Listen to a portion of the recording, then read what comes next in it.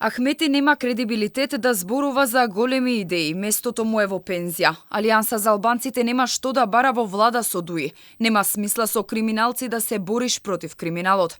Од најжесток противник до негов спасител.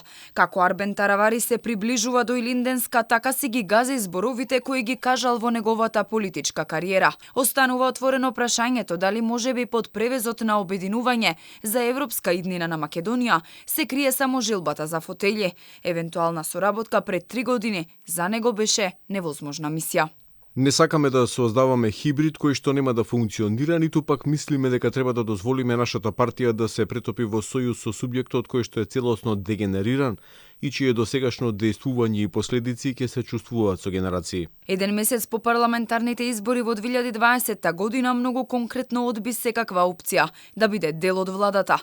За него тогаш беше апсурд да се коалицира со ДУИ, бидејќи тоа значила борба против криминалот со криминалци. Тоа е огромно зло на општеството, ја веламе карцином на Македонија, која што е метастазирана на сите институции. За него Ахмети немаше кредибилитет да зборува за големи идеи. Станува збор за целосна демагогија. Човекот кој добива доверба од албанските граѓани веќе 18 години, а притоа не им овозможи ништо добро на албанците. Нема политички кредибилитет да зборува за големи идеи. Во 2021 година Таравари сметаше дека председателот на интегративците не е добар со здравјето. Мендој се Али Ахмети ка проблеме с реалешен децове. Dhe unë i uroj që së shpejti të ketë pension të këndshëm, shpresoj për 1 muaj, 2 muaj do të shkoj atje ku duhet. 2 години подоцна докторот Таравари веќе не го диагностицира Ахмети. Пред 2 дена рече дека не бил негов пациент, па не можел да коментира. На политик дëgjoni.